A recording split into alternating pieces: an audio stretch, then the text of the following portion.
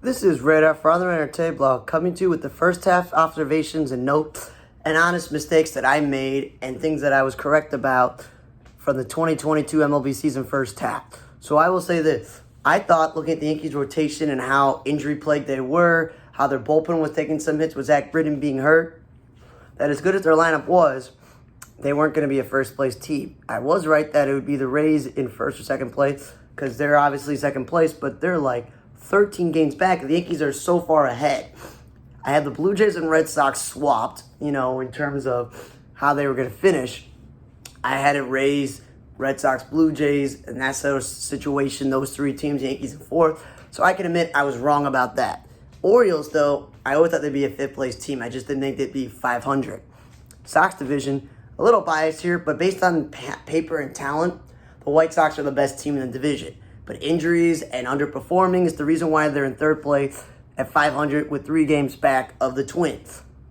I was way wrong about the Guardians. I thought they would be in last place because outside of Jose Ramirez and the power hitting of Naylor and Franmil Reyes, that their lineup was bare bones nothing. They had a lot of weak hitting outfielders, weak hitting infielders, weak hitting catchers, and that they would be in last place because on paper the Tigers and Royals have great position players, but their pitching was a little bit shaky. Cleveland has good pitching and a good bullpen as a whole. Their whole pitching staff is pretty good. That's the reason why that they're surprised being pretty much 1 game difference from the White Sox being ahead of them. And then I was correct on the Angels being in the bottom. And I was like, people are like, yeah, the Angels are a sneaky team to make the playoffs. And my response was, no, they don't have enough pitching, starting and rotation. Trout, Rendon, and Ohtani are the 3 key guys in their thing, and if guys are injured, out of any of those guys, they're not going to do well. So they've had no production in the middle infield. Taylor Ward's come on with Jared Walsh, and they got those 2 guys to help Trout and Ohtani. But again, they don't got enough pitching, and guess what happened? They fired Joe Madden, so all those expectations of making the playoffs out the window. I knew the A's, because they were tanking, were going to be a very bad team. Okay? I thought the Rangers would be better, but again, their pitching hasn't been good, and their offense has been okay.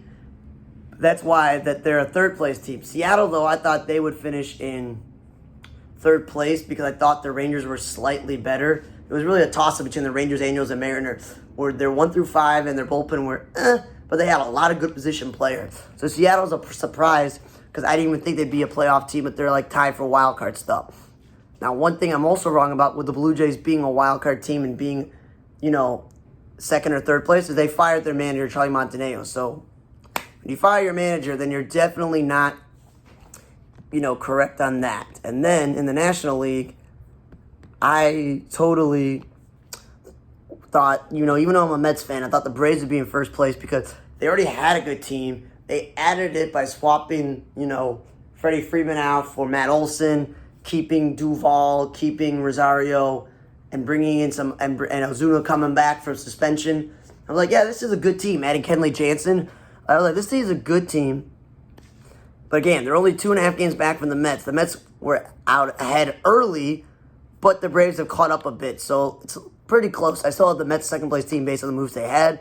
I knew the Phillies would be right there in the middle because they made some moves. But unfortunately, my favorite player, Bryce Harper, is hurt. So they're not going to be the playoff team probably this year. And then I thought the Marlins would be the worst team. Well, the Nationals are really bad without Strasburg and a lot of their key starting pitchers and relievers being hurt. It's really Josh Bell, Nelson Cruz, and Juan Soto. Nothing else in this team has been really exciting, so that's why they're last place team. I was pretty much correct on the Brewers and the Cardinals. 1 win Division 1 be second place. They're only half games behind. I knew they'd be the only 2 teams that compete. I thought the Cubs would at least be third place because they weren't purposely losing like the Reds or purposely like the Pirates, or they've just been bad recently. But of course, they're now 14.5 games out of first place, and they're in fourth place. I got that wrong. I thought the Pirates would be in last, the Reds would be in fourth, the Cubs would be in third. Pirates, they're 11 games out. They're not making the playoffs, but they have 39 wins. They got more wins than the Cubs and the Reds, so that's a little bit of a surprise. I'm wrong about that. Then I knew the Dodgers would definitely be a first-place team like the Yankees and the Braves, before the season started, and be like, they got all these wins. And they're right. They got a 10-game lead, and the only real difference is the Padres are up by a couple of games over the Giants.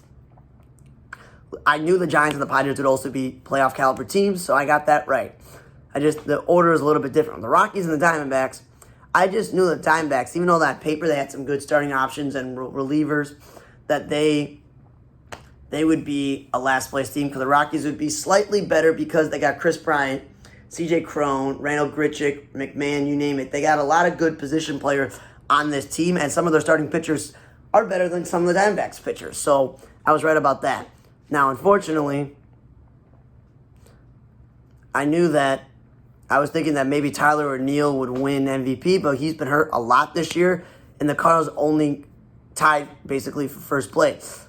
Alonso's having a great year, so I knew that. So he's obviously one of the guys who could win MVP, which I predicted. And I knew Bryce Harper would be a top 3 finish. But he got hit in the pitch by Blake Snell. He's probably going to miss the whole season. So I didn't foresee that, nor Tyler O'Neill being injured. But I am right about Pete Alonso being a top 3 MVP vote probably this year. I kind of got the AL MVP right with having Guerrero and like Abreu and Rafael Devers, because Rafael Devers having an all-star year. Guerrero was voted into the all-star team. And Abreu, in my opinion, if you look at the numbers, he's having a better year than Guerrero. But, it is what it is, And Cy Young, Garrett Cole made the all-star team. So I'm pretty correct on that, because he always finishes like second or third. Ohtani's had a great year. Stupidly, they have him as a starter and a DH in the American League. No, another story, to deal with issue.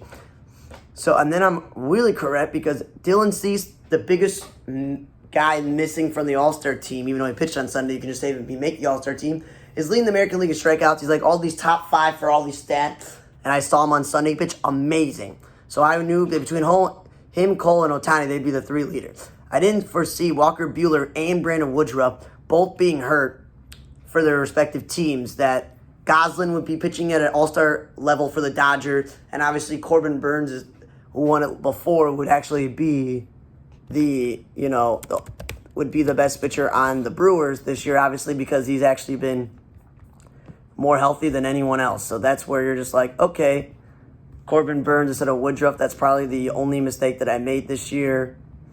But yeah, overall, pretty close on that, because Zach Wheeler, some people think he's an all-star caliber pitcher, so I got right that. Did not foresee the injuries to the 2 National League pitchers, that their teammates would be definitely doing better than them. Rookie of the year, though, Julio Rodriguez is definitely running away with it. I just didn't think he was an all-star compared to his other teammates. Benner Torkelson, with Riley Green starting the year injured, I was like, it's probably him because he's going to get the playing time. But he hasn't been such a good hitter that they demoted him. So I'm wrong about that. And Bobby Witt Jr., he's been okay, but he's probably going to finish top 3. Torkelson is probably not going to finish top 3. Riley Green may pass him up his own teammate, and maybe someone else you may be surprised gets 3rd place. NL Seiya Suzuki has missed some time, but overall, he's been okay. Hunter Green's been pretty good for the Reds, so I'm right about that. And between Joey Bart being demoted once and Keibart Ruiz, I'm just like, those are guys I picked, for that sort of thing. And I'm just like, I didn't really know what to do. Now, obviously, Jeremy Pena may finish second instead of Witt Jr. Adley Rutschman could finish there. There's a lot of guys there. And in the National League, the Braves have Michael Harris called up. The Pirates have O'Neill Cruz called up. Cardinals have Gorman and Donovan playing. Cubs Morel has been playing with Suzuki. So there's been a few guys on the Cardinals and the Cubs and the Braves and even the Pirates that can just completely pass everyone up for the Rookie of the Year in the National League, because Suzuki and Green are not running away with it. Wrong about Montenegro winning Manager of the Year because he got fired. Chris Woodward, the Rangers, again, they're not that bad. They're middle of the pack in their own division. But, man, the way the Mariners have been playing, my top 3 finisher, Scott Service, he may win the whole entire thing, so I'll be close on that. Not perfect. And when National League Manager of the Year, the way the Mets started this year, Showalter's definitely in the running. Brewers are technically in first place, so Craig Counsell finished second, correct. And Gabe Kapler finishing 3rd. Yeah, because I just didn't think the Padres would be slightly better, and they're not going to give it to Dave Roberts because they always criticize him. Snicker just won the World Series last year. Oliver Marmol maybe. But, yeah, I'm pretty close on that. Executive of the Year for the Blue Jays. They made some good moves this in the offseason, getting Chapman, but he hasn't been the greatest. They got some pitching guys here and there. Chris Young made those moves for Simeon Seager and Jonathan Gray and whatnot. Not really looking that great. Thad Levine getting Carlos Correa and some of these pitchers like Bundy and Chris Archer, that may be a lot closer because you may have to wait till the trade deadline to see who wins Second of the Year. But so far with the Mets, Escobar's played well, Candace played well, Marte made the All-Star team, and when Scherzer's been healthy, he's been great. So a lot of the moves the Mets made have turned out really well, so Billy Epler can win that. Okay, with the Giants, they made some moves, but they're third place now, and the Cubs are in fourth place, so Carter Hawkins is not going to win that. And I thought Bregman would win Comeback Player of the Year, but Trout is probably going to run away with Comeback Player of the Year, and unfortunately, for a guy like Mercado, who I really like, he's definitely not going to finish anywhere near that. Yelich has been playing better, way better than Bellinger and Madison Bumgarner, so Yelich could still win Comeback Player of the Year. Hendricks made the All-Star team, so did Manuel Clase, so I got 2 out of 3 right. The Angels are not good this year, so Iglesias, that's a no. And reliever of the year, Josh Hader made the All-Star team, so did Kenley Jansen. In terms of Hader, Jansen, and Cameron, they've been good. They haven't been bad. Jansen's had a little bit of a health scare. Jansen's not made the All-Star team this year, but those guys still at the end of the year could definitely finish in the top reliever of the year awards. Thanks for listening to my first tap observations, admitting I was wrong, things that I was right about for the MLB 2022 season first half. For On the Radar Tay blog, I'm Radar. See you guys next time.